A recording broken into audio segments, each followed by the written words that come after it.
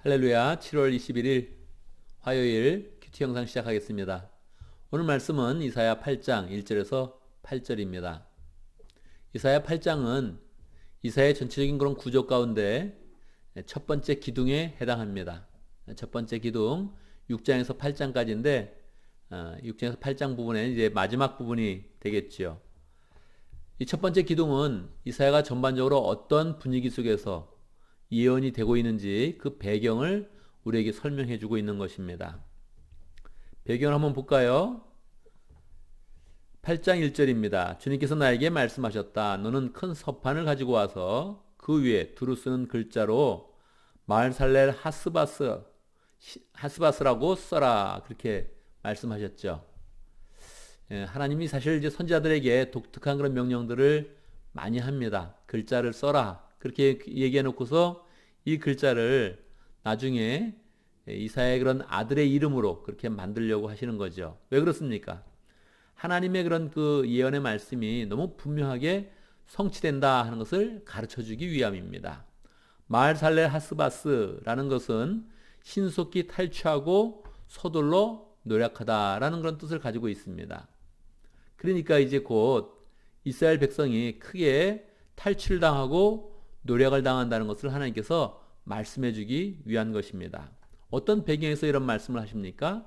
그 앞부분에서 아하스 왕이 통치하는 그런 때에 북이스라엘과 시리아가 함께 공동으로 연합을 해서 이스라엘을 쳐들어옵니다. 이 쳐들어오는 그런 상황 가운데 하나님이 이사야를 보내서 하나님의 말씀을 전해 주시죠. 두려워하지 말아라. 내가 너를 도와주겠다. 그렇게 말씀을 하죠.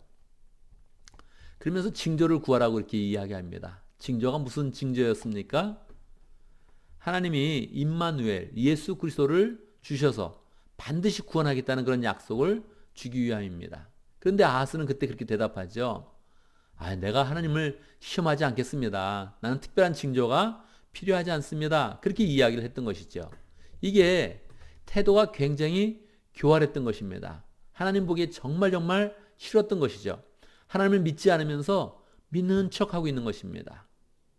하나님을 시험하지도 않겠다. 징조를 구하지도 않겠다. 실제로는 하나님 방법은 필요 없습니다. 제가 다 제 나름의 그런 방법을 가지고 있습니다. 그 방법이라는 게 무엇이겠습니까? 저 멀리 있는 아수리아를 불러서 이 두 나라의 연합군을 치겠다 이렇게 마음을 먹은 것입니다. 그래서 아수리아에게 이미 뇌물을 주고 그들의 용병을 지금 요청을 한 것입니다. 그래서 자기 마음 가운데 나는 아수리아가 있으니까 이번 그런 위기는 넘어설 수 있다 생각을 하는 거죠. 그러나 진짜는 어떻게 되겠습니까? 용병으로 불러들인 아수리아가 유다를 도와주기는커녕 와서 유다를 더 핍박하게 되는 것입니다. 그러한 결과를 알지도 못하면서 하나님을 믿지도 못하고 불신하고 있으니 하나님의 이 마음이 들끓는 것입니다. 그래서 명확하게 설명하는 것이죠. 내가 진실한 증인 우리아 제사장과 여베레기야의 아들 스가랴를 불러서 증언하겠다. 그래서 하나님의 그런 그 말씀이 명확한 거, 글자를 쓰고 증인을 세워서 이렇게 하나님이 이 글자를 주셨다 하는 것을 증언하게 하시는 것이죠. 그리고 나서 예언자인 나의 아내를 가까이 하였다. 이사야도 예언자였고 이사야의 부인도 예언자였습니다. 정확히는 부인에 대한 그런 이야기는 없고 나중에 또 부인이 일찍 죽게 돼서 특별한 그런 이야기는 더 나와 있지 않습니다. 그러나 그러자 그 예언자가 임신하여 아들을 낳았는데 그때 주님께서 나에게 이렇게 말씀하셨다. 그의 이름을 마을살레 하스바스라고 하여라. 글자를 명확히 주었는데 그 글자의 이름을 아이의 이름으로 삼으라는 거예요. 왜요? 이 아이가 아빠 엄마라고 부를 줄 알기도 전에 아수리아 왕이 다마스쿠스에서 빼앗은 재물과 사마리아에서 빼앗은 전리품을 가져갈 것이다. 그래서 이제 아수리아 왕이 드디어 왔는데 실제로는 더 어렵게 될 것이다. 그렇게 이야기를 하는 것이죠. 그래서 전체적으로 이 첫 번째 기둥의 그런 배경이 무엇이냐면 아수리아가 쳐들어온다. 이스라엘이 멸망한다. 이것이 첫 번째 기둥의 기본적인 그런 배경이 되는 것입니다.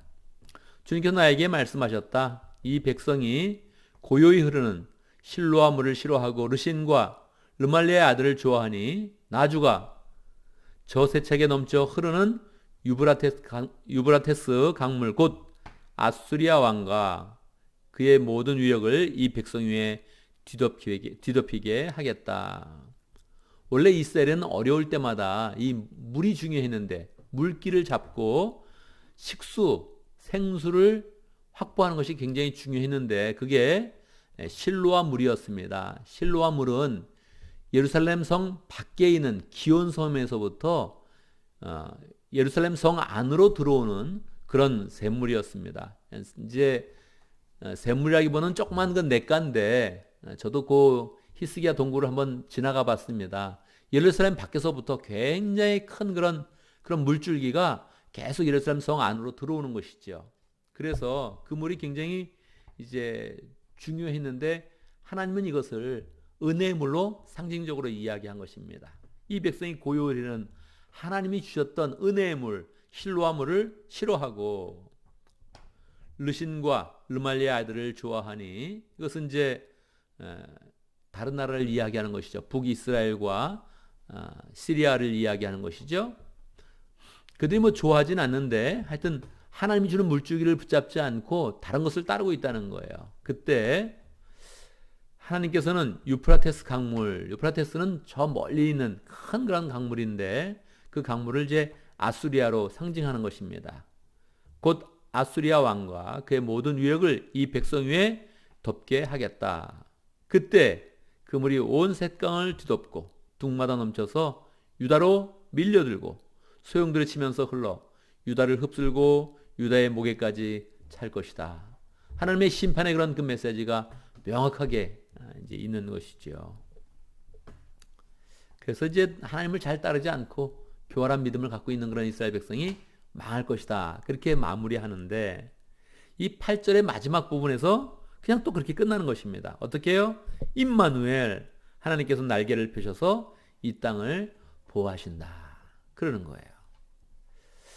이것도 뭐 이사야 전반적에 흐르는 두 가지 패턴. 무엇이죠? 심판과 구원의 그런 그 말씀이 반복적으로 나온다. 대체적으로 80%, 90%는 심판의 메시지가 있을 것이요. 심판의 메시지를 말씀하신 하나님께서는 부모님의 마음, 아버지의 마음, 어머니의 마음을 가지고 이 백성을 돌아보면서 참지 못하시고 심판을 선포하셨지만 이미 말을 바꾸듯이 그냥 변덕을 부르듯이 다시 구원의 그런 그 말씀을 선포해 주는 것입니다. 분명히 그 앞에 어떻게 됩니까? 아수리아 왕이 올 것이고 이제 이게 물이 확 흘러서 유다로 밀려들고 소용돌이 치면서 흘러서 유다를 휩쓸고 유다의 목까지 찰 것이다. 그렇게 선언적으로 말씀하신 거거든요. 유다는 이제 심판 받는다. 너희들 큰일 났다. 그렇게 해놓고 나서도 하나님께서는 다시 또 말씀하는 겁니다. 그래, 이 심판은 그냥 너희가 망하는 심판이 되지는 않을 것이다. 내가 이것을 바꾸어서 임마누엘이 무엇입니까? 예수님의 이름이요, 메시아의 이름입니다. 하나님이 우리와 함께 하신다는 그런 뜻을 가진 메시아의 이름이며 하나님의 마음의 표현입니다. 하나님께서 날개를 펴셔서 이 땅을 보호하신다. 그러니까 심판의 메시지와 함께 다시 구원의 그런 그 말씀으로 마치는 것입니다. 우리는 이 말씀을 보면서 아하스의 방법, 당시 이스라엘 왕의 그런 방법이 참으로 교활했다 하는 것을 정확히 알아야 됩니다. 하나님 앞에 교활함을 보이고 불신하고 하나님을 믿지 않으면 어떻게 하겠습니까? 하나님께서 심판하신다 하는 것이 명확한 그런 교훈입니다. 하나님의 심판 속에서 우리는 늘 구원의 메시지가 함께 부어지는 것을 우리는 늘 붙잡아야 되죠. 심판의 메시지가 있지만 사람의 죄악이 있지만 항상 그래도 하나님께서는 우리를 구원으로 인도하신다. 이거 할렐루야죠. 하나님의 구원의 그런 그 말씀을 주실 때 우리가 다시 마음을 빨리 돌이켜서 하나님의 구원의 그런 말씀을 붙잡고 그렇습니다. 내가 하나님을 신실하게 믿겠습니다. 이렇게 다짐하면서 하나님께 나아가야겠습니다. 우리가 함께 말씀을 기억하면서 기도합니다. 첫 번째는 말씀의 전반적인 의미처럼 우리의 그런 그 마음 가운데 내가 하나님을 믿는다고 하면서 실상은 세상을 붙잡고 있는 것이 있는가? 내 직장을 붙잡고 있는 것이 있는가? 내 통장을 붙잡고 있는 것이 있는가 하면서 내가 정말로 하나님을 신실하게 잘 믿어야겠다 하는 것을 다짐하면서 하나님, 내 삶 가운데 교활한 마음이 있으면 다 그것을 다 버리고 내가 오직 하나님을 굳게 믿는 믿음을 주십시오. 그렇게 함께 기도하겠습니다. 두 번째는 우리 조국 대한민국을 위해서 함께 기도합니다. 조국의 교회를 위해서 기도하고 우리 교회가 늘 하나님께 신실한 믿음을 회복하는 그런 가운데 민족을 살리는 교회 될 수 있도록 기도합니다. 여러분도 아시다시피 한국에서 기독교에 대한 그런 평가가 좋지 않습니다. 기독교 전체가 잘못한 부분도 있겠지만 이것은 영적인 싸움입니다. 교회는 정당한 그런 평가를 받지 못하고 더 핍박받고 있습니다. 교회가 더 기도하는 그런 가운데 더 멋진 모습으로, 아름다운 모습으로, 온유한 모습으로 사람들에게 좋은 영향력을 끼치고 또 민족을 살리는 교회 되어줄 수 있도록, 그 가운데 또 남북 통일이 잘 이루어질 수 있도록 함께 기도하겠습니다. 우리 교회의 부흥을 위해서 기도합니다. 우리 교회가 더 말씀을 사랑하고 날마다 아침마다 기도하고 말씀을 보는 그런 교회로 잘 또 이렇게 정착될 수 있도록 우리가 함께 큐티하면서 부흥의 길로 갈 수 있도록 함께 기도합니다. 다 같이 함께 기도하겠습니다. 제가 먼저 기도하고 여러분 함께 기도하는데 제가 대표로 기도하겠습니다. 기도합니다. 우리 하나님을 찬양합니다. 우리의 죄악도 아시고 우리의 교활함도 아시고 하나님, 우리 스스로 방법을 찾으면서 하나님을 굳게 믿지 못하는데도 불구하고 하나님께서는 늘 언제나 임마누엘, 메시아의 이름을 주시고 구원의 이름을 주시고 구원의 길을 우리에게 활짝 열어주시니 그 하나님의 사랑을 찬양합니다. 우리 스스로 믿어서 멸망의 길로 가지 아니하고 하나님, 우리가 붙잡고 있는 것 아무것도 아닌데 늘 하나님을 굳게 믿어서 하나님의 구원의 길로 한 걸음 한 걸음 나아갈 수 있도록 인도하여 주시옵소서. 하나님, 우리 민족을 위해서 기도합니다. 하나님께서 택하신 민족이요, 하나님의 그런 신앙을 풍성하게 해준 그런 민족이요, 열정의 믿음으로 시작한 그런 민족인데 하나님 아버지 축복하여 주셔서 하나님의 그런 하나님께서 세우신 그런 교회들이 늘 함께 기도할 수 있도록 인도하여 주시고 기도하는 그런 가운데 민족을 살려내며 하나님, 남한만 사는 것이 아니라 북한까지 다 살아나면서 하나님의 그런 복음으로 남북 통일을 잘 이룰 수 있도록 인도하여 주시옵소서. 세상의 분위기가, 교회를 싫어하는 분위기가 한국에 있습니다.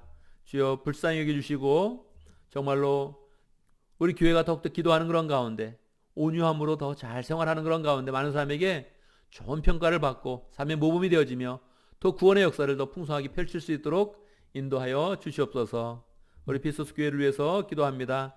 하나님, 교회를 축복하여 주시옵소서. 부흥은 그냥 이루어지는 것이 아니라 날마다 하나님의 말씀을 듣고 기도하는 가운데 이루어지는 것인데 하나님, 우리 온 교회가 함께 큐티 생활을 잘 할 수 있도록 인도하시고 날마다 주의 말씀을 잘 따르는 그런 가운데 주의 말씀을 듣고 기도하는 그런 가운데 하나님, 우리의 그런 삶이 부흥되어지며 우리의 영혼이 부흥되어지며 그것이 정말로 선한 영향을 끼치는 그런 가운데 영혼 구원하여 제3 삶을 잘 감당할 수 있도록 축복하여 주시옵소서. 예수님의 이름으로 기도드리옵나이다. 아멘.